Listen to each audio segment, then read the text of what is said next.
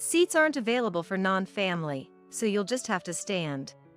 When I went to a restaurant to celebrate my grandson Tyler's milestone celebration, I found that there clearly wasn't a seat for me as we entered the designated room.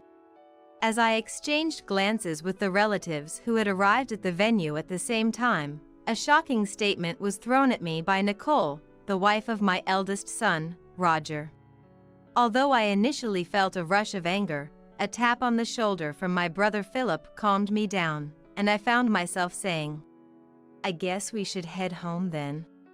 To my surprise, everyone present immediately responded with, "Yes," to my question, prompting us to make a U-turn on the spot. Despite hearing shouts and the loud noise of breaking dishes from behind, I ignored them and headed home, where I immediately took a certain action. My name is Marie, a 54-year-old office worker.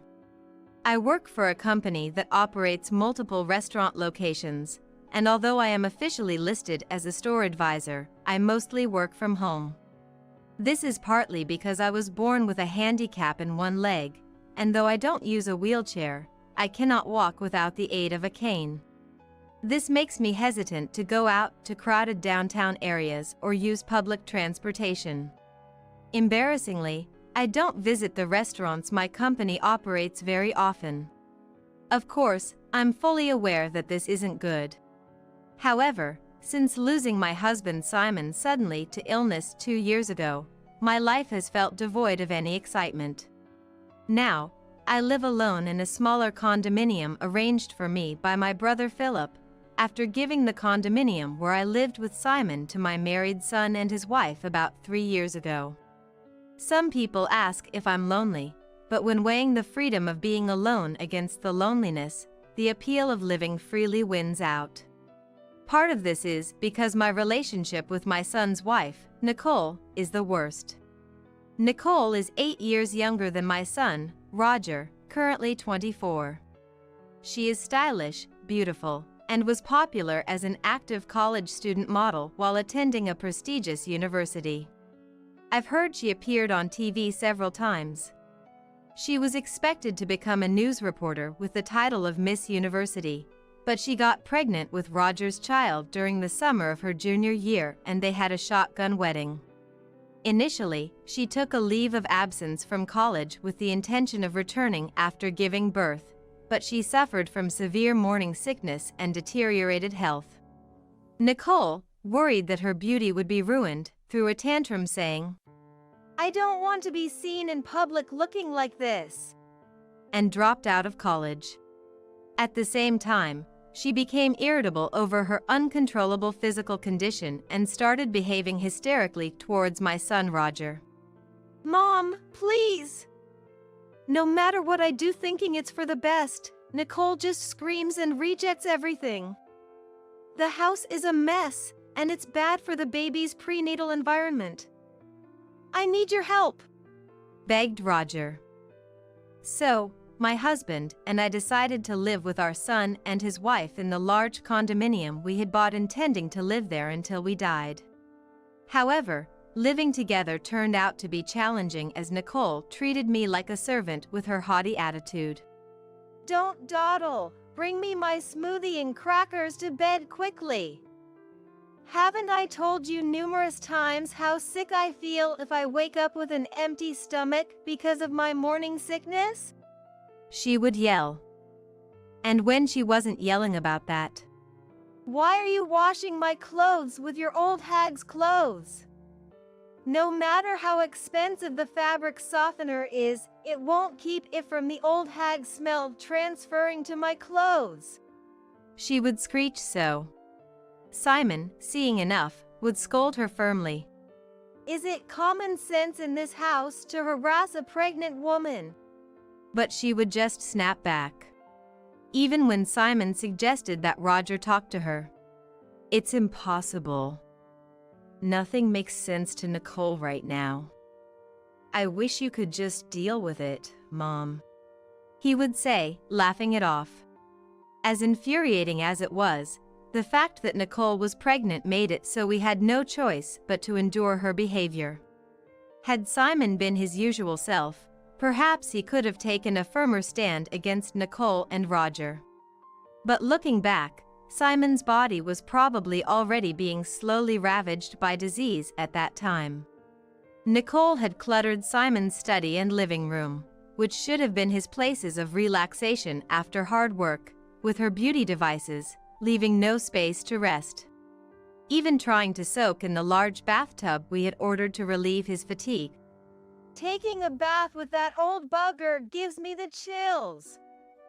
Just use the shower stall instead. I was met with such verbal abuse. Yet, Simon, arguing with those two just tires me out more, he said, deciding it was best to just endure it himself. Seeing Simon's attitude, Nicole and Roger, far from reflecting, escalated their tyrannical behavior even further. Even as I busily managed the household chores, dragging my ailing leg around, they paid no mind. I never want to end up like that disgraceful old hag, no matter how old I get, she said, dissing me to the visiting beautician while pointing at me. The beautician was at a loss for words at the sheer nastiness of their comments, but she didn't care. We really wanted to hire a younger servant, but you know how hard it is to find someone reliable these days, right?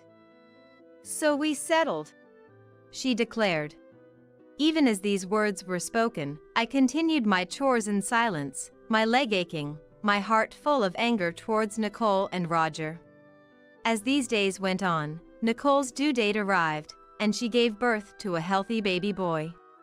Holding his first grandson, named Tyler, Simon teared up a bit when the tiny hand tightly grasped his finger. Seeing this, I nearly cried myself.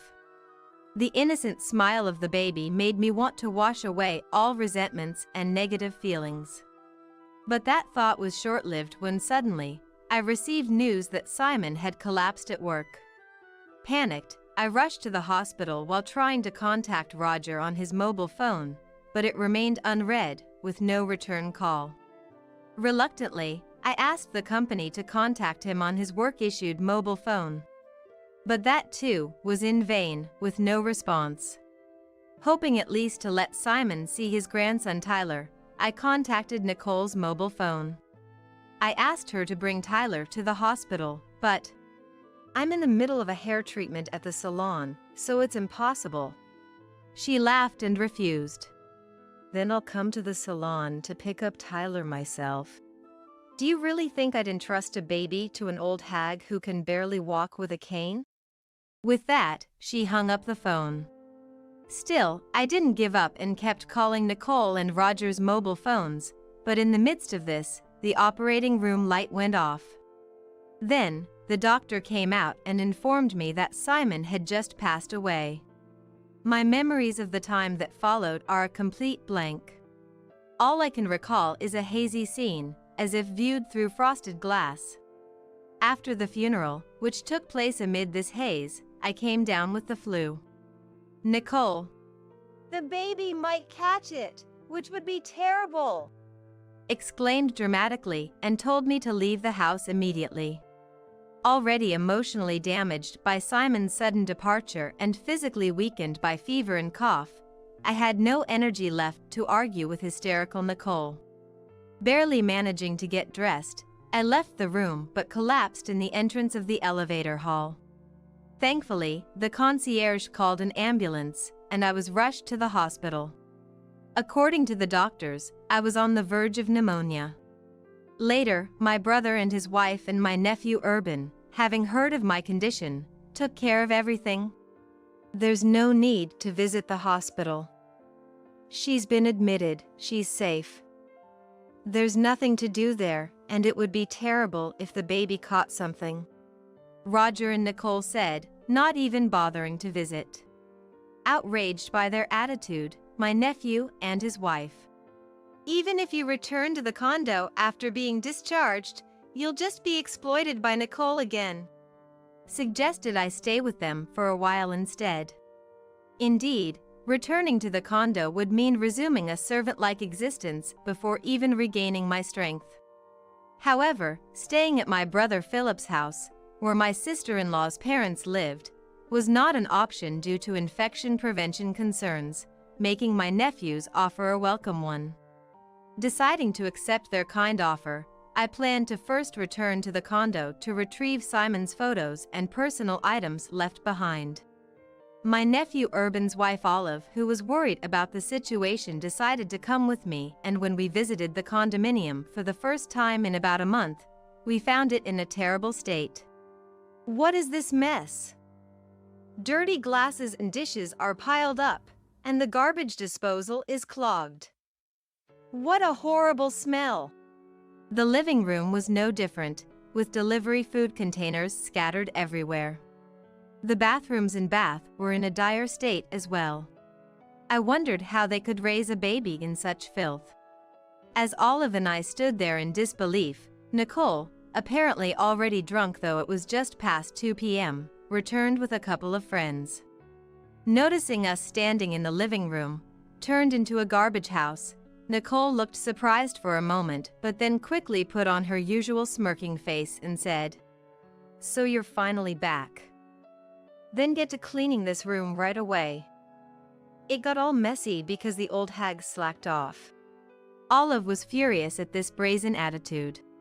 She quickly approached Nicole and said, "How dare you speak to Roger's mom like that? After all she has done for you, and you just kicked her out the moment she got the flu," and retorted sharply. But Nicole and her friends just laughed it off. Birds of a feather flock together. Friends of unreasonable people are, unsurprisingly, unreasonable themselves. Then, as if they had a great idea, "Why don't you just leave for good? This place is going to be Roger's through inheritance anyway. The old hag can just go back to her parents' house," they said. As Olive grew even angrier, I somehow remained calm. Considering their outrageous behavior so far, it was only a matter of time before Nicole and the others would try to drive me out. There was no reason for me to stay any longer with such unpleasant people. So, I called Urban to ask for help, and we managed to move out all my personal belongings that had sentimental value that day. Still, when I looked back at the condominium for the last time, the memory of deciding this house would be where I'd die, Simon's smiling face when we made that decision, brushed my heart. I'm sure Simon would understand this decision. I felt certain. After that, I moved into a condominium near my parents' home that Philip had arranged for me, and returned to my job, which had been on hold since before Simon passed away. I also adopted a rescue cat, which I couldn't have before due to Simon's allergy, and started living with it. Though Roger and I work at the same company and see each other when I go to the office, we hardly ever talk. However, one day, I received an unusual message from Roger. Curious about the sudden contact, I read the message. It was about planning a milestone celebration for Tyler at a restaurant this coming weekend. It seems Nicole has invited a large number of guests, including her parents, relatives, and friends. The balance will be off if no one from our side of the family attends, he said, wanting to invite me and the relatives. Why don't you ask Simon's side of the family then? I suggested, but it seems they had already refused. Indeed, Simon's relatives live quite far away, and it's not a distance easily traveled back and forth. Moreover, today is already Friday, and there's hardly any time to prepare to leave the house. It's understandable that they refused. I was about to refuse again when Roger, sensing my hesitation, I'm sorry for everything that's happened. For Tyler's sake, could you consider our request? Though I was indeed angry with Roger and Nicole, Tyler himself is innocent. Remembering how happy Simon was about Tyler's birth, I didn't want to spoil the celebration.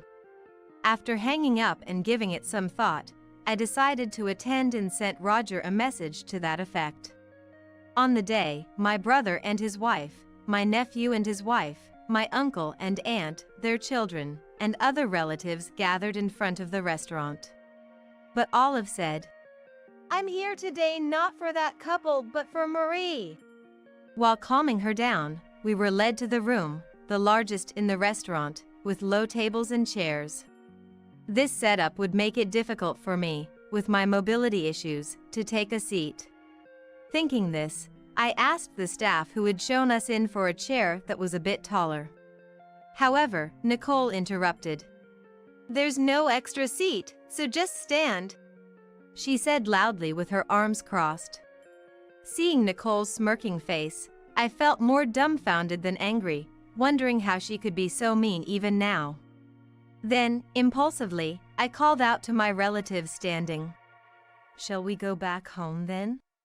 Without hesitation. Yes. They all responded. The guests on Nicole's side became unsettled by this.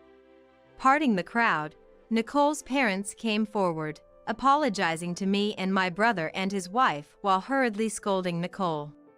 But Nicole, scolded in front of her relatives and acquaintances, became angry and started throwing anything she could get her hands on, like vases, framed pictures, and dishes. Screams, shouts, and the sound of things breaking filled the room, but we left without paying any further attention. Once the relatives and I had left the restaurant, Philip and I decided to hold a strategy meeting in preparation for what was to come. The company where I, the late Simon, and Roger worked was originally built by my grandfather. It's a family-owned business where our relatives own more than half of all shares, with my real brother Philip currently serving as the CEO. Simon was Philip's close friend since college and joined the company at Philip's request after graduating.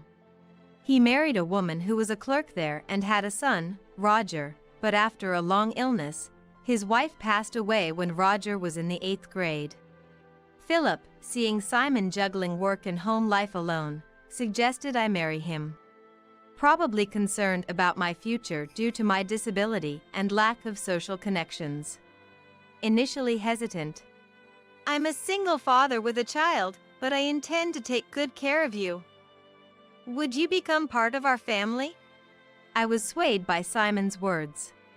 Roger, who became my stepson, neither showed hostility nor warmth towards me, his new stepmother.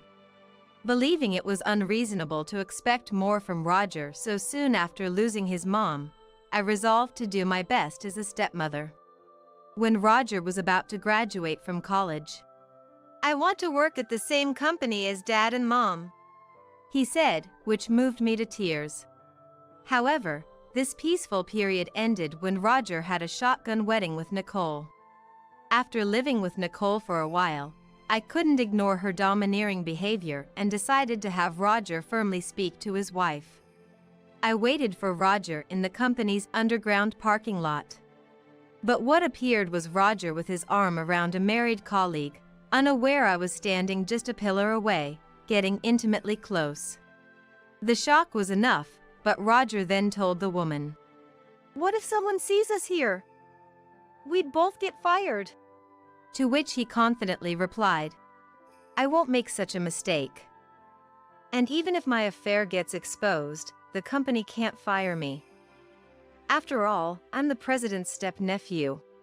Unaware of my shocked state, Roger continued, "My real mom was just a country girl, but my stepmother, even if just in name, is the company's executive vice president and the granddaughter of the founder, so she owns a significant share of the stocks and assets.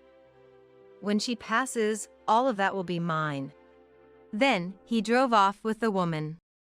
Overwhelmed by what I had just heard, I returned home, unable to tell Simon, replaying Roger's words in my head. Gradually, I understood why Nicole always spoke so disdainfully of me and why Roger never reprimanded her. It was as if peeling back layers to reveal the truth. Nicole likely received a similar explanation from the beginning of their marriage. And I'm just a stepmother, after all, believing I'm merely a tool they can treat however they please until they inherit the estate, both Roger and the grandchild yet to be born, since we're all strangers to one another. That's why they feel it's okay to treat me with disdain.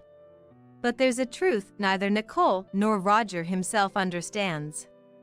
In reality, Roger and I haven't gone through an adoption process.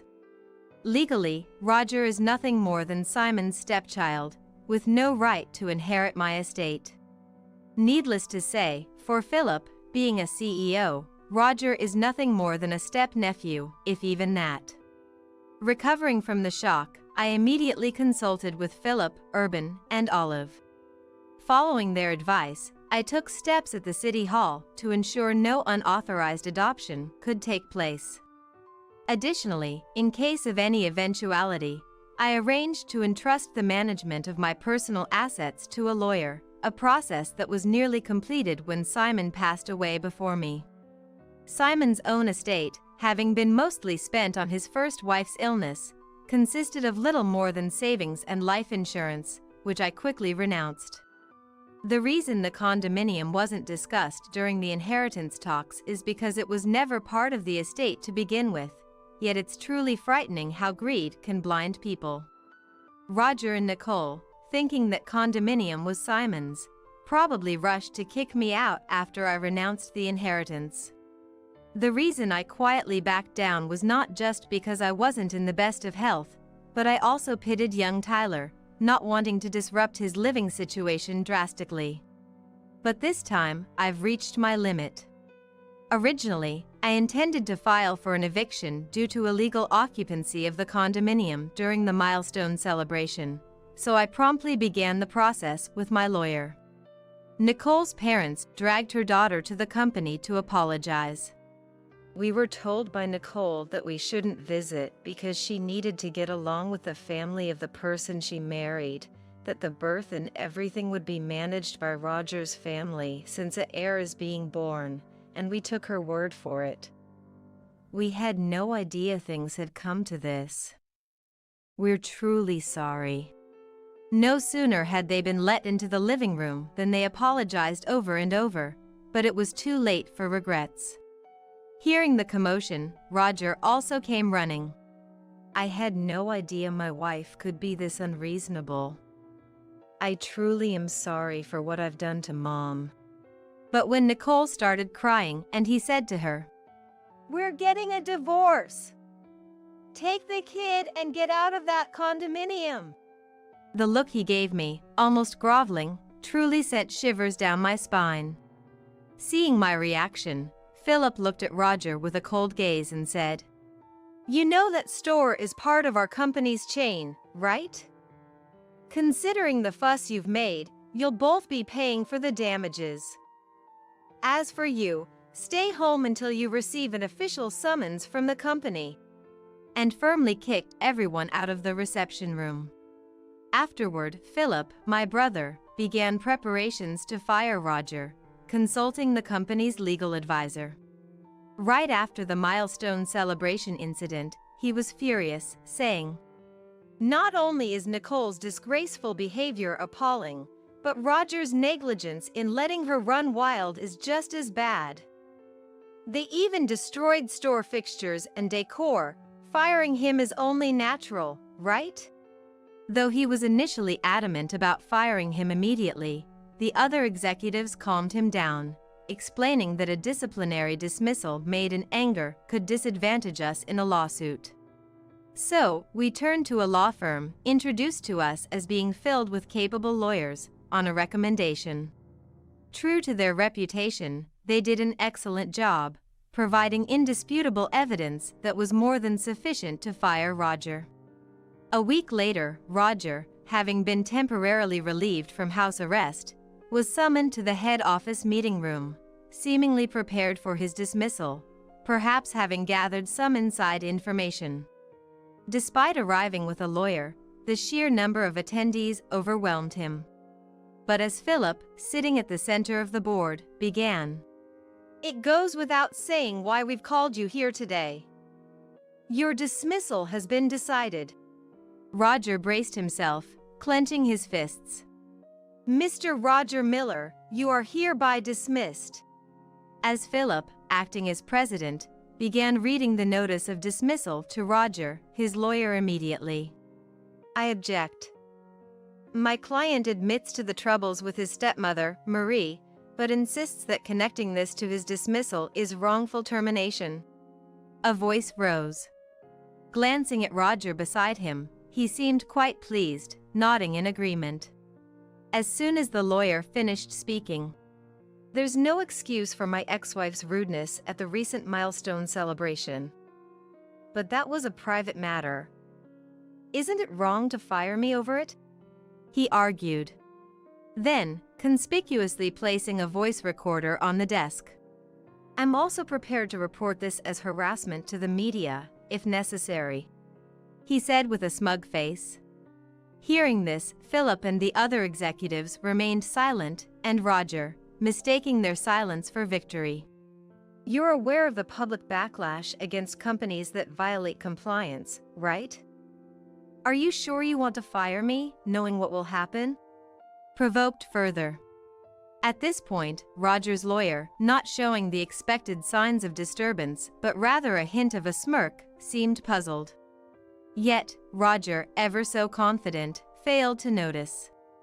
Philip then asked, in a voice 2 octaves deeper than usual. "Oh? So, you wish to continue working with us? That's a hard pass. However, if you wish for me to leave the company amicably, a certain amount of money as a settlement would be necessary," Roger said, leaning forward on the desk with a smirk, as if to challenge the surrounding executives. But in the next moment, laughter erupted spontaneously from everyone present. Some were even laughing so hard that tears formed at the corners of their eyes. Taken aback by their reaction, Roger quickly turned red and began cursing foully. His lawyer frantically tried to calm him down, but "The dismissal notice naturally includes the reasons for dismissal. I'll explain them now, and if you have any objections, we can discuss them afterward," Philip declared, his presence overpowering Roger and his lawyer into silence, both sitting down.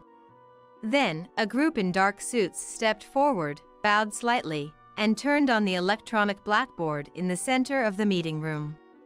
Immediately, the screen displayed screenshots of pages where wine, exclusively imported for group participation restaurants, was being sold on an online marketplace.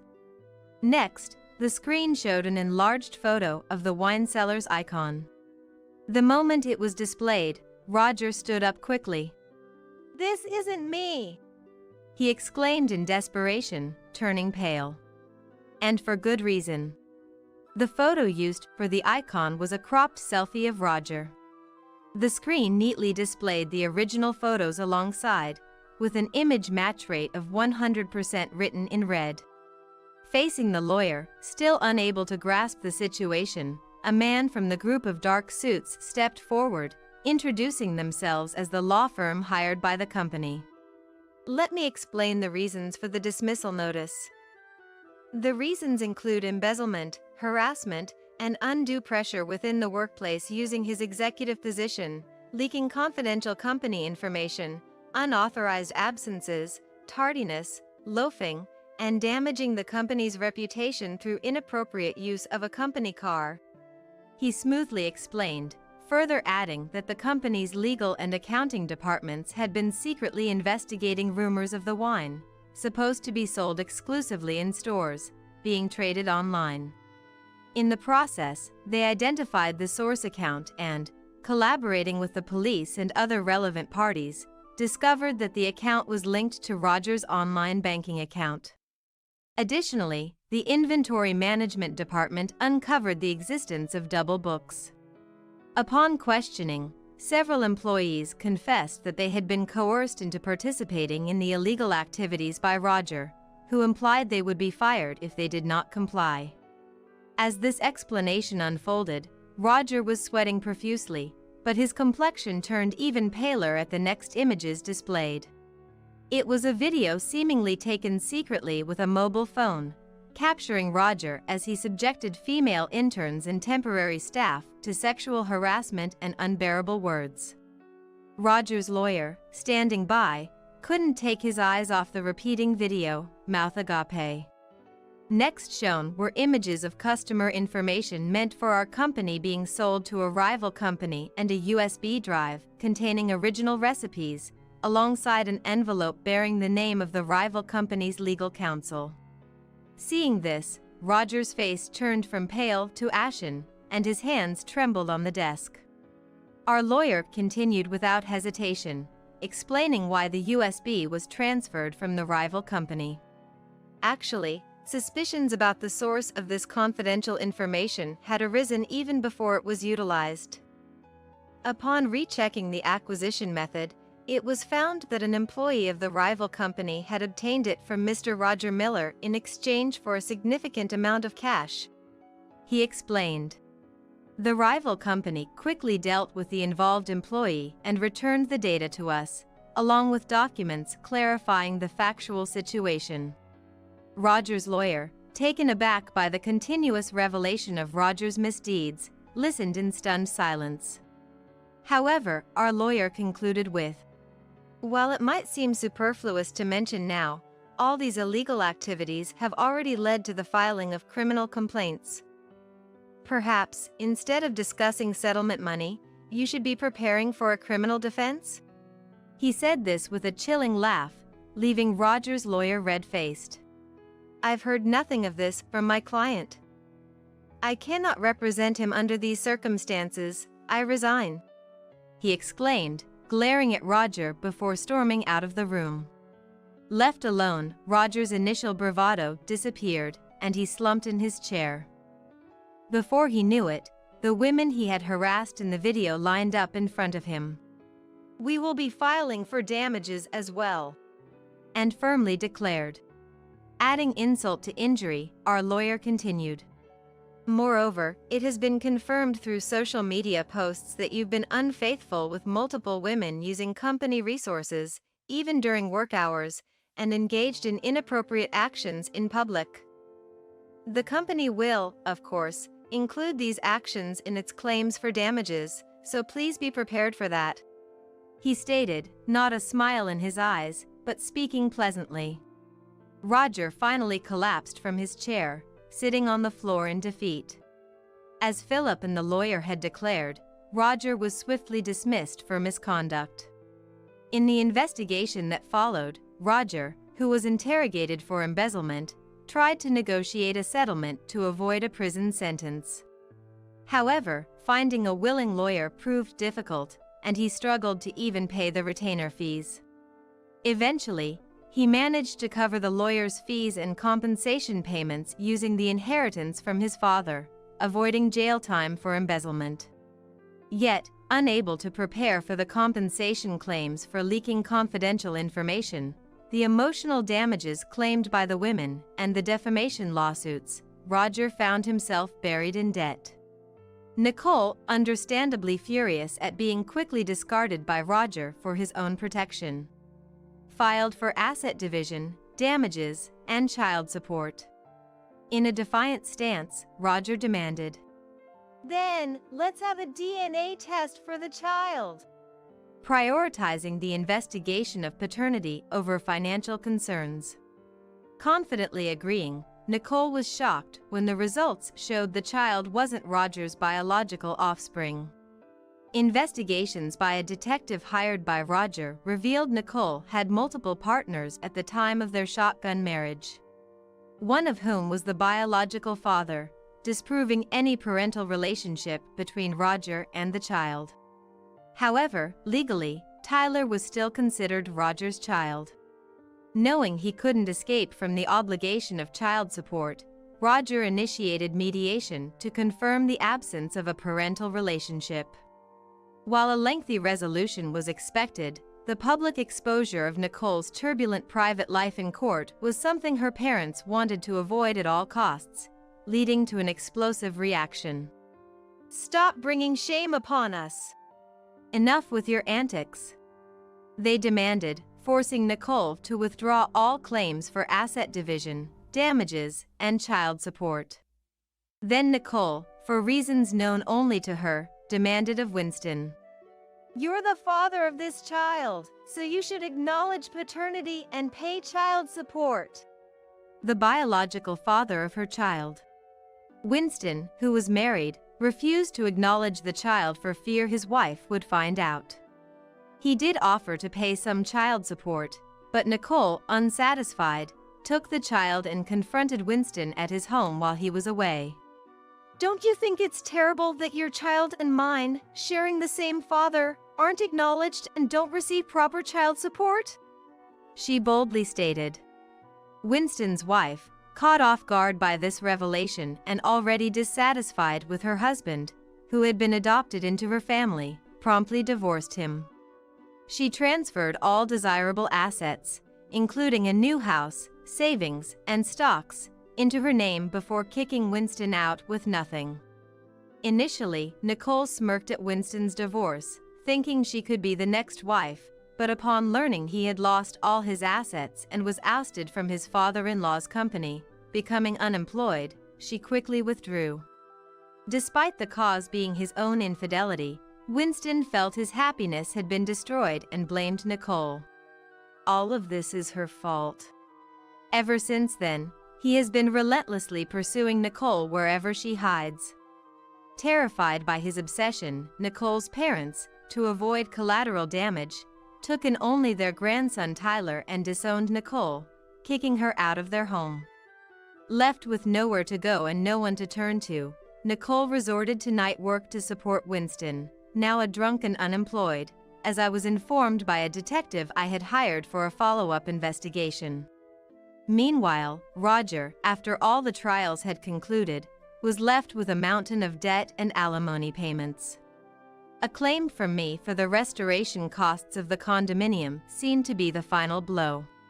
Trying to make a comeback proved futile, as he couldn't find stable employment and resorted to juggling short-term jobs, inevitably falling behind on repayments. There was a time when he possibly couldn't afford a mobile phone and called from a public phone, pleading, "Please, I need help." But the call ended in silence after I remained quiet. Rumors suggest he was last seen being taken to a worksite by barely legal debt collectors, but his whereabouts since then remain unknown. As for myself, taking this experience into account, I've become more actively involved in work. I used to think of myself as a decorative executive, a burden to my family, contributing nothing. However, during this ordeal, the company's female employees encouraged me. Even with accessible stores, its true usability can't be known without directly asking the users. Marie, you could surely bridge that gap. Have more confidence in yourself. Getting more involved in on-site work made me realize I had become a pro at finding reasons for why I can't do this or that's impossible. Regretting not realizing this sooner, I'm now 54 with 11 years left until retirement. Rather than mourning the irretrievable past, I'm determined to make the most of these next 11 years.